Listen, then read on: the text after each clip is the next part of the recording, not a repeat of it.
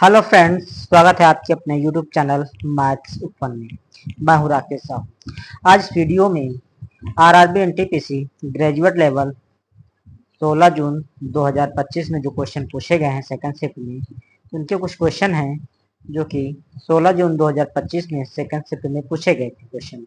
तो पहला क्वेश्चन है, कह रहा कि यदि ए का अर्थ भाग है, बी का अर्थ गुणा है, सी का अर्थ प्लस है और डी का अर्थ माइनस है, तो निम्नलिखित समीकरण में प्रश्न चिन्ह के स्थान पर क्या आएगा। ये पूछा गया है 16 जून 2025 में, पूछा गया है रेलवे के एग्जाम में ग्रेजुएट लेवल। तो 19 बी, 4 डी, 7 बी, 8 सी, 32 डी, 11 बी 2, इसका मान क्या आएगा ये पूछा जा रहा है। तो इसको हम हल करते हैं, जो दे रखा ऊपर क्वेश्चन के अनुसार इसको हल करते हैं। कह रहा है कि ए का अर्थ भाग है, तो यहाँ पे हम पहले जो 19 दे रखा है इसको लिख लेंगे। 19 जो जहाँ पे दे रखा है उसी के अनुसार इसको हम मान रखेंगे इसमें। कह रहा है कि ए का अर्थ भाग है और बी का अर्थ गुणा है। बी का अर्थ गुणा है तो हम बी के स्थान पे गुणे का चिन्ह बनाएंगे और ये 4 उतार लेंगे। फिर सी का अर्थ प्लस है और डी का अर्थ माइनस है। यहाँ पे डी है तो इसके स्थान पे माइनस कर देंगे। फिर 7 है, इसको उतार लेंगे। फिर बी है और बी का अर्थ कह रहा कि गुणा है, तो बी के स्थान पे हम गुणे का चिन्ह बना देंगे और 8 उतार लेंगे। फिर सी है तो कह रहा कि सी का अर्थ प्लस है, तो सी के स्थान पे प्लस का चिन्ह बना देंगे। फिर ये 32 उतार लेंगे। फिर डी है तो डी का मान दे रखा है, कह रहा कि डी का अर्थ है माइनस, तो डी के स्थान पे माइनस कर देंगे। 11 उतार लेंगे।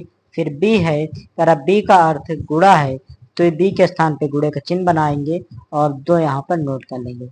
अब इसी को हम हल कर लेंगे, जो आएगा वही हमारा आंसर होगा। तो इसको 19 को 4 से गुणा करेंगे, 19 को 76 हो जाएगा, माइनस 7 को 8 से गुणा करेंगे, 7 8 56 हो जाएगा, प्लस का 32 माइनस 11 दूना 22 हो जाएगा। इसको हल करते हैं, प्लस प्लस वाला जोड़ लेते हैं पहले। तो प्लस प्लस जोड़ेंगे तो 76 और 32 जोड़ेंगे तो 6 और 2 8 हो जाएगा और 7 3 10 हो जाएगा, 108। अब माइनस माइनस वाला जोड़ लेंगे तो माइनस माइनस जोड़ेंगे तो माइनस का आएगा, 6 2 8 हो जाएगा और 5 2 7 हो जाएगा। तो 108 में 78 घटा देंगे, 108 में घटा देंगे 78, तो 8 में 8 जाएगा 0, 2.5 ला 10, 10 में 7 गया 3, 30। तो हमारा आंसर 30 निकल के आएगा और यही आपका आंसर होगा 30। तो ये क्वेश्चन पूछा गया था, यानी कि 16 जून 2025 को सेकंड शिफ्ट में क्वेश्चन पूछा गया था, तो इसका आंसर 30 होगा। इसी प्रकार अगला क्वेश्चन देख लेते हैं। अगला क्वेश्चन है, कह रहा है कि शिवम का वेतन 12,000 रुपया प्रति माह है। जो शिवम का वेतन है 12,000 रुपया प्रति माह है, वह 4,000 रुपया घर के किराए पर और 1,500 रुपया बिलों पर खर्च करता है और बाकी रकम उसकी मासिक बचत है, यानी जो बचता है उसकी मासिक बचत है। यदि उसके जन्मदिन के महीने में उसने अपनी सारी मासिक बचत जन्मदिन मनाने पर खर्च कर दी, तो एक वर्ष में उसकी बचत रुपया में ज्ञात करना है कि एक वर्ष में उसकी बचत कितनी होगी, ये बताना है। तो हम इसको हल करते हैं, तो देखते हैं कि उसकी बचत क्या होगी। कह रहा कि शिवम का वेतन 12,000 रुपया प्रति माह है। शिवम का वेतन 12,000 रुपया प्रति माह, तो हम 12,000 इसको यहाँ पे लिख लेंगे, 12,000 इकाई दहाई सैकड़ा 10,000, 12,000 रुपया प्रति माह, यानी एक महीने की जो इसकी इनकम है वो है 12,000 रुपया। कह रहा कि वह 4,000 रुपया घर के किराए पर और 1,500 रुपया बिलों पर खर्च करता है। जो खर्चा कर उसको हम माइनस कर देंगे, तो 4,000 रुपया घर के किराए पर, यानी कि जो खर्चा हो रहा है उसको हम घटा देंगे, तो 4,000 रुपया घर के किराए पर इसको, और 1,500 रुपया बिलों पर खर्च करता है, दोनों को हम जोड़ लेंगे। 1,500 रुपया बिलों पर खर्च करता है और बाकी रकम उसकी मासिक बचत है। तो 4,000 रुपया किराए पर 1500 रुपया बिल पर खर्चा करता है और जो बचता है वो उसकी मासिक बचत है। तो हम पहले देख लेंगे कि उसकी बचत कितनी हो रही है। तो 12,000 ये रहा, इसमें से हम घटा देंगे दोनों को जोड़ के, 4,000 और 1500 जोड़ेंगे तो 4 1 5, 5,500 हो जाएगा, 5,500 रुपया हो जाएगा। इसमें से घटा देंगे तो 12,000 में 5,500 घटाएंगे तो बचेगा हमारा 6,500, 6,500, 6,500 रुपया बच जाएगा। अर्थात उसकी जो बचत होती है वो 6,500 रुपए की बचत होती है। कह रहा कि और उसकी बाकी रकम उसकी मासिक बचत है। तो मासिक बचत 6500, मासिक बचत, ये उसकी मासिक बचत आई, 6500 रुपया महीने में बचता है, ये उसकी मासिक बचत है। करा कि रकम उसकी मासिक बचत है। यदि उसके जन्मदिन के महीने में उसने अपनी सारी मासिक बचत जन्मदिन मनाने पर खर्च कर दी, यानी उसने अपनी जो मासिक बचत थी वो जन्मदिन मनाने में खर्च कर दी, तो एक वर्ष में उसकी बचत कितनी है वो बतानी है। यानी कि कह रहा है कि यदि उसके जन्मदिन के महीने में उसने अपनी सारी मासिक बचत जन्मदिन मनाने पर खर्च कर दी, यदि उसके जन्मदिन के महीने में उसने अपनी सारी मासिक बचत जन्मदिन मनाने पर खर्च कर दी, यानी कि उसको जो मासिक बचत थी वो जन्मदिन मनाने पर सारी खत्म कर दी। तो कह रहा है कि एक वर्ष में उसकी बचत याद करना है, एक वर्ष में उसकी बचत कितनी है। तो एक महीने में उसकी जो बचत है 6500 रुपया है। तो हम निकाल लेते हैं कि एक वर्ष में उसकी कुल बचत कितनी होगी। तो एक वर्ष में कुल बचत, एक वर्ष में कुल बचत, एक वर्ष में कुल बचत, तो एक महीने में होती है 6500 रुपए की बचत, एक वर्ष में निकालना है। एक वर्ष में 12 महीने होते हैं तो 12 से हम गुणा कर देंगे तो पता चल जाएगा कि एक वर्ष में कुल कितनी बचत होती है। तो 12 जीरो का जीरो, 12 जीरो का जीरो, 12 पंचे 60, हासिल है 6, बरछंग 72, 72 और 6 78 हो जाएगा। अर्थात एक वर्ष में जो कुल बचत होती है 78,000 रुपए की बचत होती है। इकाई, दाएं, सैकड़ा, हजार, 10,000, 78,000 रुपए की बचत होती है। फिर कह रहा कि उसने अपनी सारी मासिक बचत जन्मदिन मनाने पर खर्च कर दी, यानी कि एक महीने की जो बचत थी उसने जन्मदिन मनाने पर खर्च कर दी। तो शेष कितने रुपए बचे वो निकाल देते हैं। तो शेष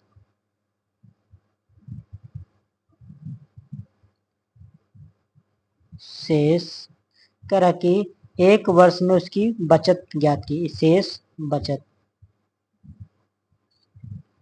शेष बचत एक वर्ष में, एक वर्ष में उसकी बचत कितनी है, शेष बचत एक वर्ष में। तो 78,000 रुपया यानी कि एक वर्ष में उसकी बचत होती है, जिसमें से एक महीने की जो बचत थी वो जन्मदिन पर खर्च हो गई। तो शेष कितनी बची वो निकाल लेते हैं। तो 7800 यानी कि इकाई, दाएं, सैकड़ा, हजार, इकाई, दाएं, सैकड़ा, हजार, 10,000, 78,000, इसमें से हम एक महीने के निकाल देते हैं 6,500, 6,500 एक महीने की जो बचत थी उसके जन्मदिन पर खर्चा हो गई। तो जो बचेगी वही बचेगी कुल बचत। तो 78,000 में 6,500 निकाल देंगे। तो यहाँ पर हम निकाल देते हैं 78,000, 6,500 इसमें हम घटा देंगे, जीरो जीरो, इससे दहाई लाए 10, 10 में 5 गया 5, यहाँ बचे 7, 7 में 6 गया 1, उतारे 7, 71,500, 71,500 रुपया उसकी बचत होगी एक वर्ष में। एक वर्ष में जो बचत होगी 71,500 होगी, यही आपका आंसर होगा। तो अगला क्वेश्चन देख लेते हैं। अगला क्वेश्चन है हमारा डिस्काउंट से यानी छूट। कह रहा कि 13% का 20% और 4% की 3 क्रमिक छूट के बराबर एकल छूट ज्ञात करना है। यानी कि तीनों का एकल छूट बताना है। तो 3 क्रमिक छूट का एक समतुल्य छूट होता है, इसका सूत्र लिख लेते हैं। सूत्र होता है 3 क्रमिक छूट का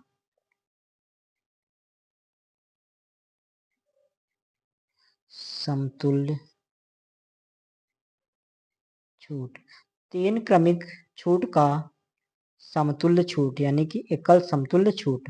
तो इसमें होता क्या है, इसमें 100 माइनस करेंगे, फिर 100 में हम D1 घटा देंगे, ब्रैकेट बंद, फिर गुणे 100 माइनस D2, फिर गुणे 100 माइनस D3 और इसके बट्टे कर देंगे 1000। 10,000 इकाई, दहाई, सैकड़ा, हजार, 10,000 होता है। तो ये है 3 क्रमिक छूट का एकल समतुल्य छूट। तो हम इसको जहाँ पर D1, D2, D3 ये छूट हैं, 3 अलग अलग छूटें दे रखी हैं।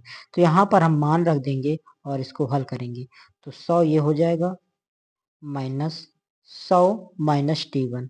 तो 100 माइनस D1 यानी 100 माइनस D1।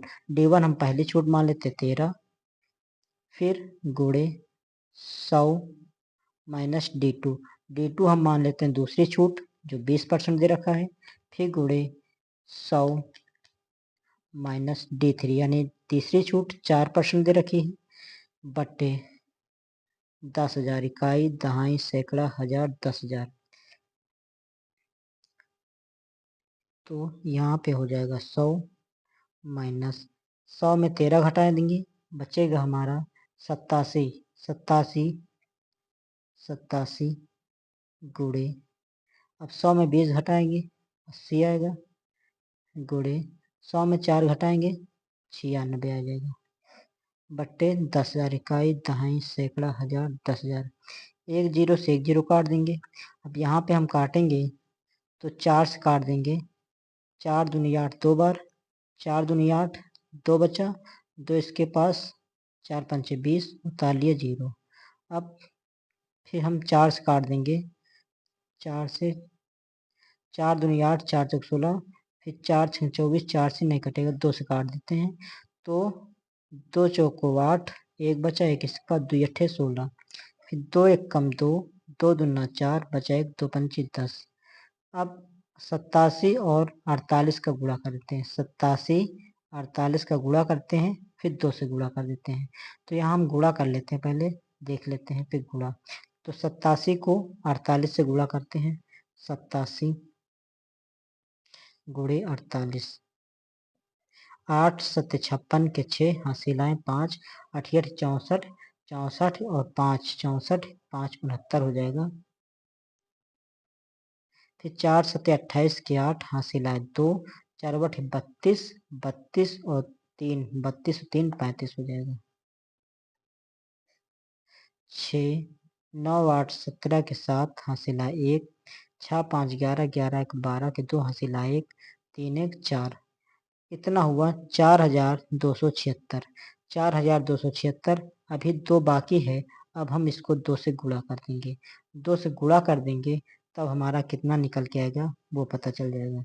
तो 2 से गुणा करेंगे तो 2 छः के 12, यहाँ पे हम इसको लिख लेते हैं, 2 छः के 12 के 2, हासिल आए 1, 2 सत्ते 14, 14 1 15 के 5, हासिल आए 1, 2 दूना 4, 4 1 5, 2 चौको 8, 8 इतना हो जाएगा 8,552। 8,552। तो यहाँ पे जो गुणा किया है, तो यहाँ पहले हम 100 लिख लेंगे,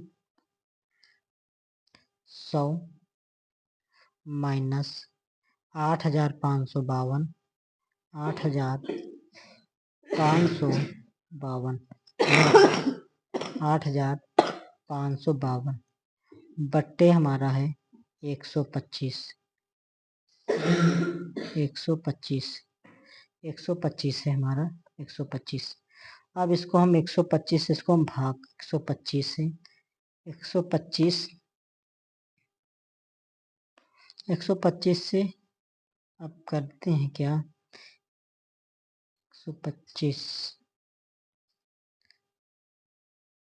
125 को इससे गुणा कर देते हैं बट्टे 1 मान के,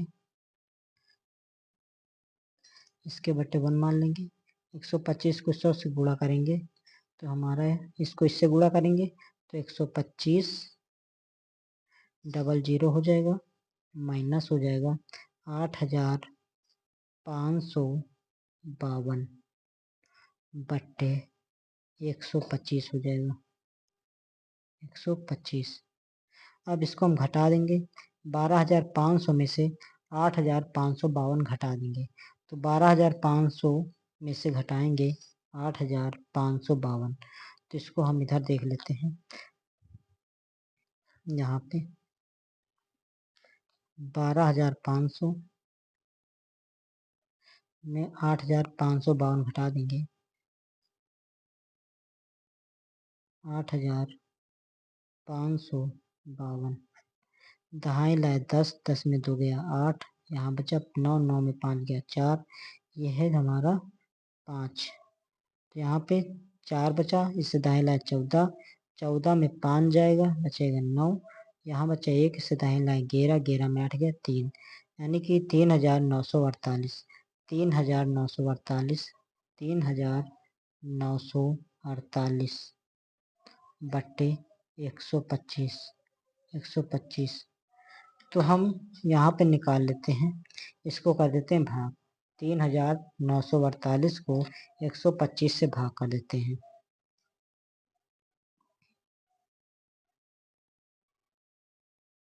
तो 3,948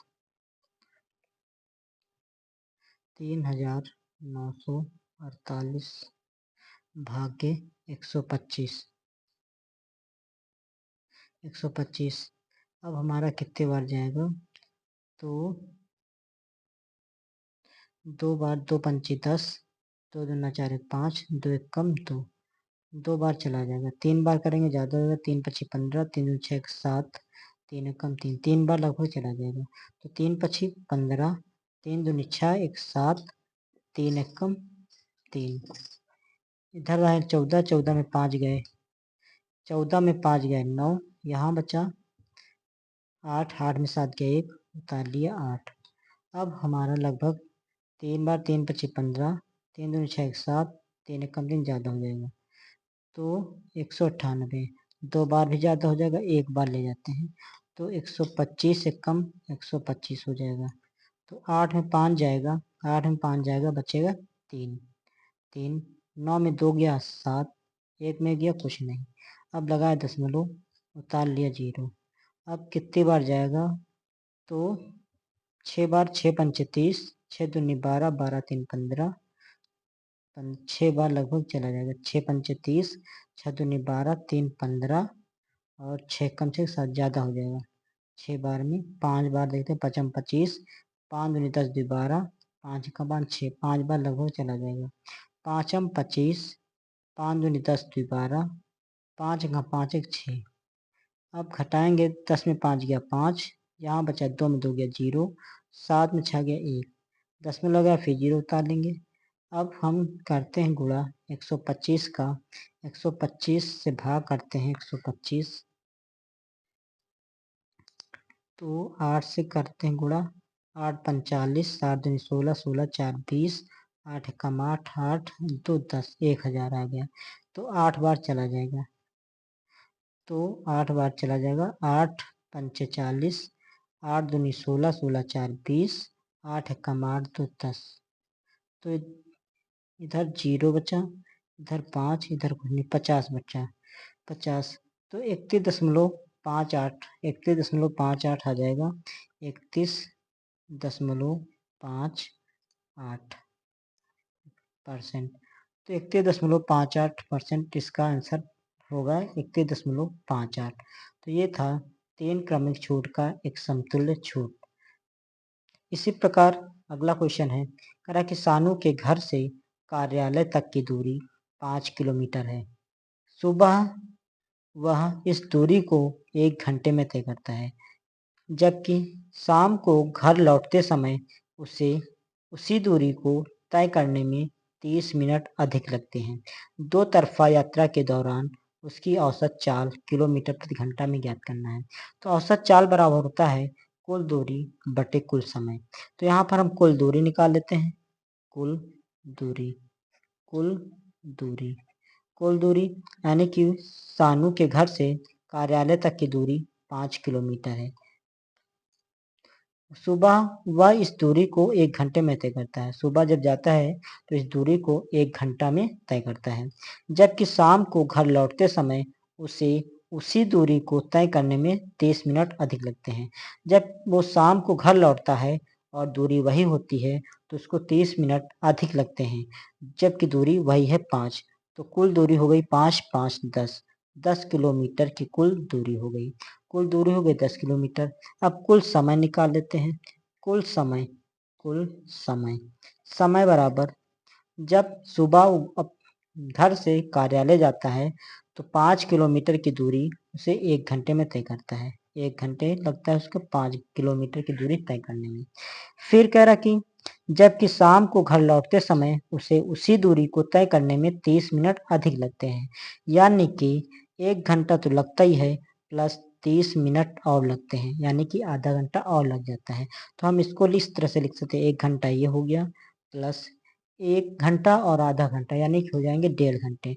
तो 1.5 घंटे यानी कि 1 घंटा ये हो जाएगा प्लस आधा घंटा और यानी कि इसको हम लिख सकते हैं आधा घंटा और इस तरह 1 घंटा और प्लस आधा घंटा और। तो यहाँ पर 1 घंटा ये हो जाएगा प्लस 2 1 कम 2 1 3, 3/2, 3/2, 2 1 कम 2 1 3/2। इसको हल करेंगे बट्टे 1 मान लेंगे तो इसका लासा 2 हो जाएगा। इससे भाग करेंगे 2 बार जाएगा और 2 को 1 से गुणा करेंगे 2 हो जाएगा प्लस 2 कम 2 एक बार, 1 को 3 से गुणा करेंगे 3 हो जाएगा। तो 3 2 5, 5/2 ये कुल समय होगा 5/2 घंटे। अब निकाल लेते हैं औसत चाल। औसत चाल, औसत चाल, औसत चाल बराबर कुल दूरी बटे कुल समय। कुल दूरी है 10, इसके बटे कुछ नहीं तो 1 लिख सकते हैं, बटे कुल समय 5/2। अब यहाँ पर हम इसको हल कर लेते हैं तो 10/1 हो जाएगा। अब तीसरा चौथा पद पलट जाएगा तो यहाँ 2 ऊपर चला जाएगा, 5 नीचे आएगा, 5 से इसको काटेंगे 2 बार तो 2 दूना 4, 2 दूना 4। तो औसत चाल हो जाएगी 4 किलोमीटर प्रति घंटा और यही आपका आंसर होगा। तो कुछ क्वेश्चन थे जो कि रेलवे की परीक्षा में पूछे गए थे 16 जून 2025 को सेकंड शिफ्ट में। तो ओके मित्रों, आज का वीडियो यहीं तक रखते हैं, फिर मिलते हैं नेक्स्ट वीडियो में। वीडियो पसंद आए तो लाइक कीजिए, चैनल को सब्सक्राइब कीजिए। धन्यवाद।